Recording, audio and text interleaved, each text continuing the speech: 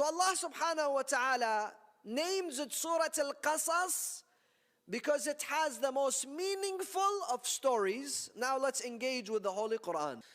Allah subhanahu wa ta'ala from the third ayah says, نَتْلُو عَلَيْكَ مِن نَبَإِ مُوسَى.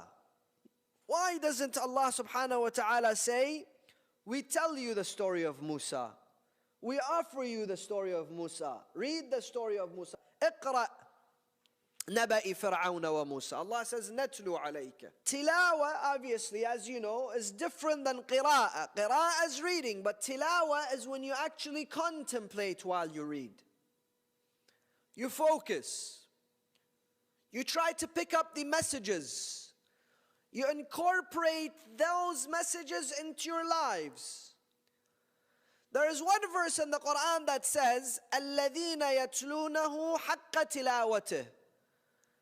The ones who recite the Quran in the mannerism which is ought to be recited in. So a person, one of the companions, come to Imam al-Sadiq, he says, Ya ibn Rasulullah, what is this mannerism that I'm ought to recite the Quran in? He says the mannerism is the mannerism of tilawa versus qira'ah. He says, what is tilawa versus qira'ah? He says, for you to seek lessons from its stories. And for you to understand its ahkam, its laws and regulations. And it's for you to implement what Allah has asked you to do. To refrain from that which Allah has refrained you from doing. And basically the Imam went on explaining how the Quran must be the leader of your life. A leader in which we go for answers.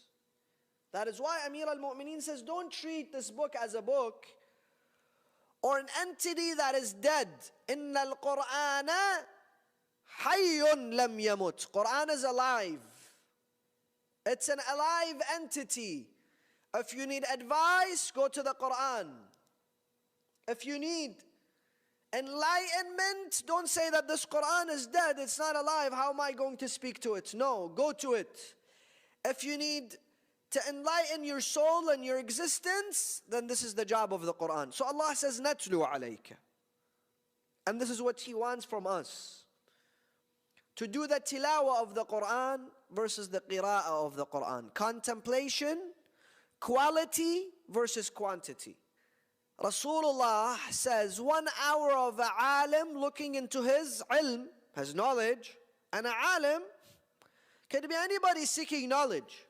It doesn't have to be an ayatullah, it doesn't have to be a faqih, it doesn't have to be a mujtahid, it's a person seeking knowledge. 1 hour of a alim looking into his ilm is superior than the worship of the man throughout the night. And this is tilawa. نَتْلُو عَلَيْكَ مِن نَبَإِ. From the naba. What is naba? Naba is news, correct? Naba is news. And ba is the plural sense of news. That's why when you find the news channels in the Arabic language, they call them al-anba.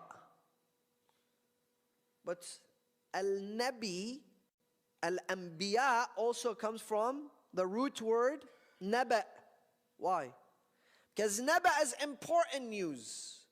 And anbiya have important news.